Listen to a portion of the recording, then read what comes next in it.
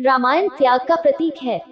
भरत जी नंदीग्राम में रहते हैं। शत्रुघ्न जी उनके आदेश से राज्य संचालन करते हैं। एक रात की बात है, माता कौशल्या जी को सोते में अपने महल की छत पर किसी के चलने की आहट सुनाई दी। नींद खुल गई। पूछा कौन है? मालूम पड़ा श्रुतिकीर्ति जी हैं। नीचे बुलाया गया। श्रुतिकीर्ति जी, जो सबसे छोटी हैं, आज चरणों में प्रणाम कर खड़ी रह गईं।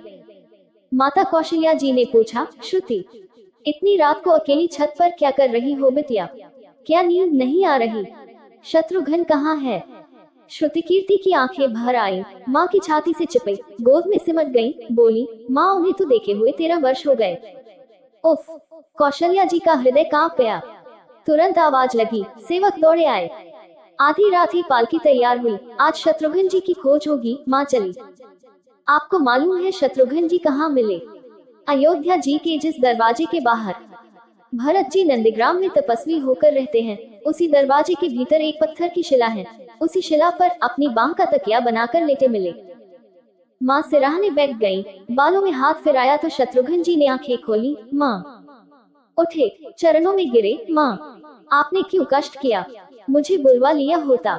माँ ने कहा, शत्रुघ्न यहाँ क्यों?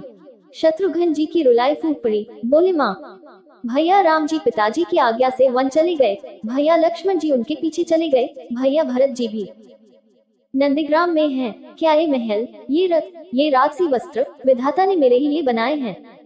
माता कौशल्या जी निरुत्तर रह गईं। देखो, ये राम कथा है। रामायण जीवन जीने की सबसे उत्तम शिक्षा देती है। ओम नमो नारायणाय। भगवान राम को 14 वर्ष का वनवास हुआ, तो उनकी पत्नी माँ सीता ने भी सहर्ष वनवास स्वीकार कर लिया। परंतु बचपन से ही बड़े भाई की सेवा में रहने वाले लक्ष्मण जी कैसे राम जी से दूर हो जाते?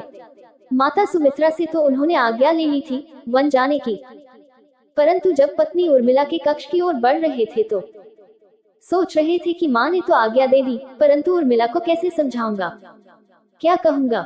यही सोच विचार करके लक्ष्मण जी जैसे ही अपने कक्ष में पहुंचे तो देखा कि उर्मिला जी आरती का थाल लेके खड़ी थी और बोली, आप मेरी चिंता छोड़ प्रभु की सेवा में वन को जाओ। मैं आपको नहीं रोकूंगी। मेरे कारण आपकी सेवा में कोई बाधा न आए, इसलिए साथ जाने की जिद भी नहीं करूंगी। लक्ष्मण जी को कहने में संकोच हो रहा था, परंतु उनके कुछ कहने से पहले ही उर्मिला जी ने उन्हें संकोच से बाहर निकाल दिया। वास्तव में यही पत्नी का धर्म है। पति संकोच में पड़े, उससे पहले ही पत्नी उसके मन की बात जानकर उसे संकोच से बाहर कर दे। लक्ष्मण जी चले गए, परंतु 14 वर्ष तक उर्मिला ने एक तपस्विनी की भांति कठोर तप किया। वन में भैया भाभी की सेवा में लक्ष्मण जी कभी सोए नहीं, परंतु उर्मिला ने भी अपने महलों के द्वार कभी बंद नहीं किए और सारी रात जाग जाग कर उस दीपक की लौ को बुझने नहीं दिया। मेघनाथ से युद्ध करते हुए जब लक्ष्मण को शक्ति लग जाती है और हनुमान जी उनके लिए संजीवनी का पहाड़ लेके लौट रहे होते हैं, तो बीच में अयोध्या में भरत जी उन्हें राक्षस समझकर बाण मारते हैं और हनुमान जी गिर जाते हैं। तब हनुमान जी सारा वृतांत सुनाते हैं कि सीता जी को रावण ले गया, लक्ष्मण जी मूर्छित हैं। ये सुनते ही कौशल्या जी कहती हैं कि राम को कहना कि लक्ष्मण के बिना अयोध्या में पैर भी मत रखना, राम वन में ही रहे। माता सुमित्रा कहती हैं कि राम से कहना कि कोई बात नहीं, अभी शत्रुघ्न है, मैं उसे भेज दूंगी। मेरे दोनों पुत्र राम सेवा के लिए ही तो जन्मे हैं। माताओं का प्रेम देखकर हनुमान जी की आंखों से अश्रुधारा बह रही थी, परंतु जब उन्होंने उर्मिला जी को देखा तो सोचने लगे कि यह क्यों एकदम शांत और प्रसन्न खड़ी है। क्या इन्हें अपने पति के प्राणों की कोई चिंता नहीं? हनुमान जी पूछते हैं, देवी, आपकी प्रसन्नता का कारण क्या है? आपके पति के प्राण संकट में हैं। सूर्य उदित होते ही सूर्य कुल का दीपक बुझ जाएगा। उर्मिला जी का उत्तर सुनकर तीनों लोकों का कोई भी प्राणी उनकी वंदना किए बिना नहीं रह पाएगा। वे बोली, मेरा दीपक संकट में नहीं है, वो बुझ ही नहीं सकता। रही सूर्योदय की बात, तो आप चाहे तो कुछ दिन अयोध्या में विश्राम कर लीजिए, क्योंकि आपके वहां पहुंचे बिना सूर्य उदित हो ही नहीं सकता। आपने कहा कि प्रभु श्री राम मेरे पति को अपनी गोद में लेकर बैठे हैं। जो योगेश्वर राम की गोदी में लेटा हो, काल उसे छू भी नहीं सकता। ये तो वो दोनों लीला कर रहे हैं। मेरे पति जब से वन गए हैं, तब से सोए नहीं हैं। उन्होंने न सोने का प्रण लिया था, इसलिए वे थोड़ी देर विश्राम कर रहे हैं।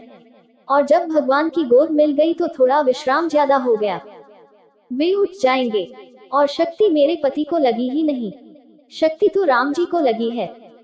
मेरे पति की हर श्वास में राम है, हर धड़कन में राम, उनके रोम रोम में राम है, उनके खून की बूंद बूंद में राम है। और जब उनके शरीर और आत्मा में है ही सिर्फ राम, तो शक्ति राम जी को ही लगी, दर्द राम जी को ही हो रहा। इसलिए हनुमान जी आप निश्चिंत होके जाएं, सूर्य उदित नहीं होगा। राम राज्य की नींव जनक की बेटियां ही थी, कभी सीता तो कभी उर्मिला। भगवान राम ने तो केवल राम राज्य का कलश स्थापित किया, परंतु वास्तव में राम राज्य इन सब के प्रेम, त्याग, समर्पण, बलिदान से ही आया। जय जय सिया राम। अगर आपको हमारी ये जानकारी अच्छी लगी हो तो इस वीडियो को लाइक करें और शेयर करें।